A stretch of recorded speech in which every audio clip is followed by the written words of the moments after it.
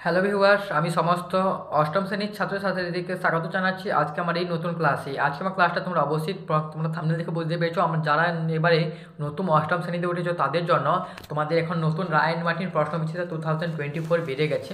এটা হচ্ছে সেই তোমাদের নতুন প্রশ্নবিচিত্রা, রায় অ্যান্ড মার্টিন প্রশ্নবিচিত্রা ক্লাস 8-এর। এটা হচ্ছে সেই রায় মার্টিন প্রশ্নবিচিত্রা। সেই রায় মার্টিনের প্রশ্নবিচিত্রা আমি তোমাদের একদম প্রথম স্কুলে যে সমস্ত 15 নম্বরের প্রশ্ন উত্তরগুলো দেওয়া আছে সম্পূর্ণভাবে সেই 15 নম্বর প্রশ্ন উত্তরগুলো সলিউশন করে দিতে চলেছি। তাই তোমরা ক্লাসটি সম্পূর্ণ দেখবে এবং ক্লাসটি ভালো লাগলে একটা লাইক জানাবে এবং এরপরে আরও যে 15টি স্কুল থাকবে সেই সমস্ত 15টি স্কুলের সলিউশন পাওয়ার জন্য আমাদের চ্যানেলটিকে সাবস্ক্রাইব করে রাখবে। তাহলে শুরু করা যাক, লেটস গো। দেখো, এটা হচ্ছে তোমাদের সে যে নতুন প্রশ্নবিচিত্রা বেরিয়েছে, সেই নতুন প্রশ্নবিচিত্রা প্রথম স্কুল। এটা হচ্ছে দেখো, এখানে প্রথম লিখে দেওয়া ছিল তোমাদের যেমনভাবে প্রত্যেক বছর রায় মার্টিন প্রশ্নবিচিত্রা করে সেভাবেই তোমাদের ফার্স্ট টার্মিনাল 15 নম্বরের পরীক্ষায় যে সমস্ত অধ্যায়গুলো হবে সেই সমস্ত অধ্যায়গুলো এখানে লিখে দেওয়া আছে। তারপরে মধ্যশিক্ষা পর্ষদ করে দেওয়া আছে এবং তারপরে এখানে দেখো 1 নম্বর স্কুল করে দেওয়া আছে। আমি তোমাদের এটা এই কারণে দেখাচ্ছি যাতে না তোমাদের মনে হয় যে আমি এটা অন্য কোনো স্কুল দেখাচ্ছি। তাহলে দেখো, এটা হচ্ছে কি 1 নম্বর school Alipurduar MC William high school HS। এই স্কুলে আমি তোমাদের জন্য সম্পূর্ণভাবে এখানে সমস্ত প্রশ্নগুলো সলিউশন করে দিয়ে দিয়েছি। প্রথম পার্ট ফিজিক্যাল সায়েন্সে, একের দাগ MCQ মানে সঠিক উত্তরটি বেছে নিয়ে পূর্ণ বাক্যে লিখুন। প্রথম প্রশ্ন, এসআই পদ্ধতিতে জি এর মান উত্তর হবে অপশান দাগে বি 6.67/10^11 newton into metre per KG square. কেন আমরা জানি 6.67 ইন্টু 10^-11, এই -11 মানে হচ্ছে বাই। উত্তরটা কী হবে 6.67/10^11 newton into metre per KG square. দ্বিতীয় প্রশ্ন, কেজি পার লিটার এককে পারদের ঘনত্ব কত? এরা উত্তরটা হবে দেখো 13.6। এর উত্তরটা কী হবে 13.6 হচ্ছে কেজি পার লিটার এককে পারদের ঘনত্ব। এরপরে দেখো, এরপরে দেওয়া আছে এই পাশে 3-এর দাগে কঠিনতম মৌল হলো, এখানে উত্তর হবে এর দাগের উত্তর হিরে।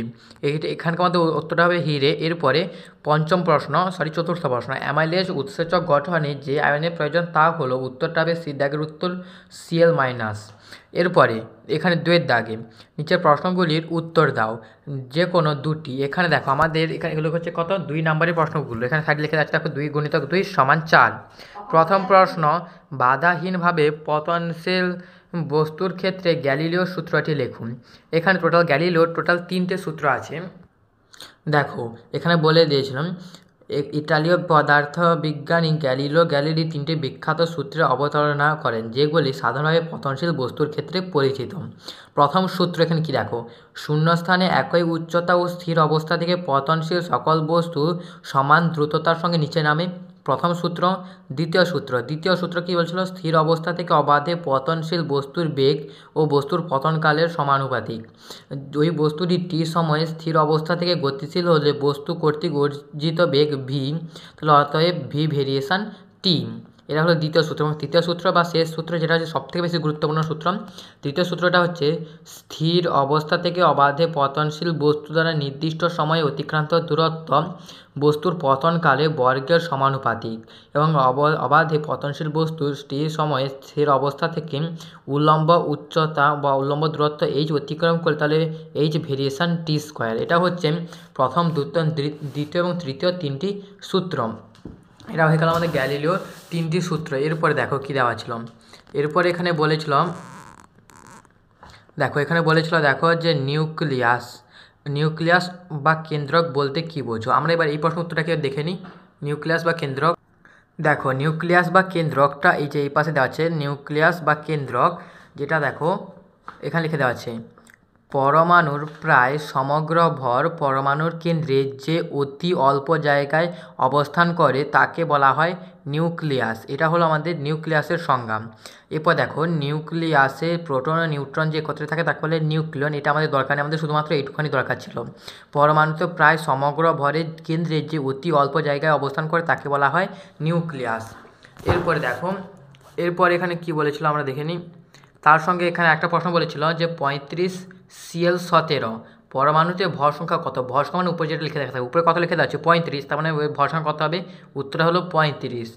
এরপরে তৃতীয় প্রশ্ন, একটি অধাতুর নাম লেখো যা তাপ ও তড়িতের সুপরিবাহী। উত্তরটা হবে গ্রাফাইট। গ্রাফাইট হলো তাপ এবং তড়িতের সুপরিবাহী।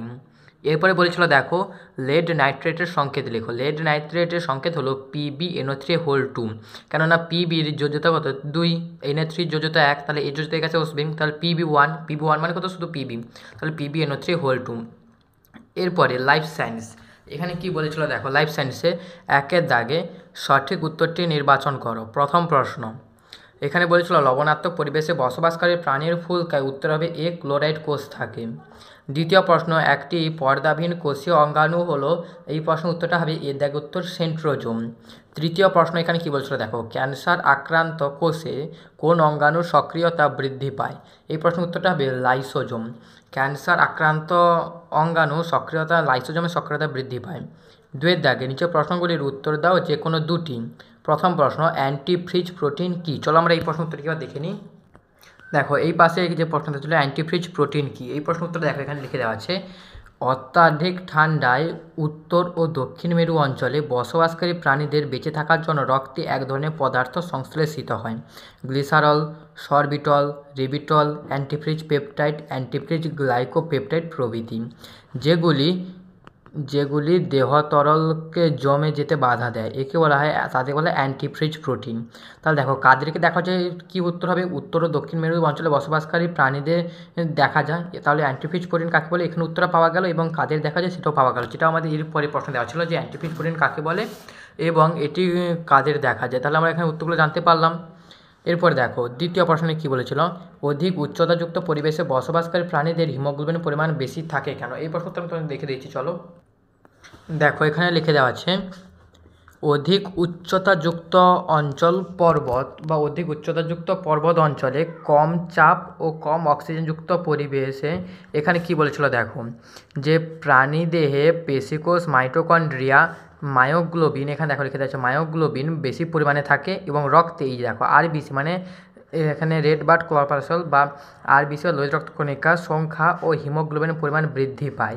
এর কারণটা হচ্ছে কম অক্সিজেন ঘনত্ব যুক্ত, সেখানে অক্সিজেন পরিমাণ কম থাকে, এই জন্য কি আমার আরবিসি পরিমাণটা বেশি হয় কারণে যাতে অক্সিজেনের পরিমাণটা বৃদ্ধি পায় বা অক্সিজেনের পরিমাণটা বেশি হয়, এই জন্য কম ঘনত্বযুক্ত অক্সিজেন আরবিসি দেখা যায়, কারণটা হচ্ছে যাতে তাদের রক্তে অক্সিজেনের পরিমাণটা বৃদ্ধি পায় এই জন্যে। এরপরে কী বলছিল দেখো এরপর প্রশ্নটা গুরুত্বপূর্ণ প্রশ্ন এবং শেষ প্রশ্ন প্রাইমর্ডিয়াল ইউট্রিকল বলতে কী বোঝো, আমরা এবার এই প্রশ্ন উত্তরটিকে তোমাদের দেখে দিচ্ছি চলো। দেখো এখানে লিখে দেওয়া ছিল প্রাইমর্ডিয়াল ইউট্রিকল পরিণত উদ্ভিদ কোষে দেহগ্রহর বা ভ্যাকুওল পরস্পর মিলিত হয়ে একটি বড় ভ্যাকুওল তৈরি করে, ফলে নিউক্লিয়াস সহ সাইটোপ্লাজম কোষ প্রাচীরের ভিতরের দিকে পরিধি বরাবর বিন্যস্ত থাকে। ভ্যাকুওলকে বেষ্টন করে সাইটোপ্লাজমের এরকম বিন্যাসকে বলা হয় প্রাইমর্ডিয়াল ইউট্রিকল। কি বলা হয়, উত্তরটা হবে প্রাইমর্ডিয়াল ইউট্রিকল। এর সঙ্গে সঙ্গে দেখো আমাদের ফার্স্ট স্কুলে যতগুলো প্রশ্ন দেওয়া ছিল সমস্ত প্রশ্ন আমি তোমাদের আলোচনা করে দিলাম, লং কোশ্চেন উত্তরগুলো তোমাদের দেখিয়ে দিলাম। এর সঙ্গে সঙ্গে আজকে আমার ভিডিওটা এখানে শেষ হলো, দেখা হচ্ছে পরের ক্লাসে। তখন ভালো থাকবে, সুস্থ থাকবে, টাটা, বাই বাই।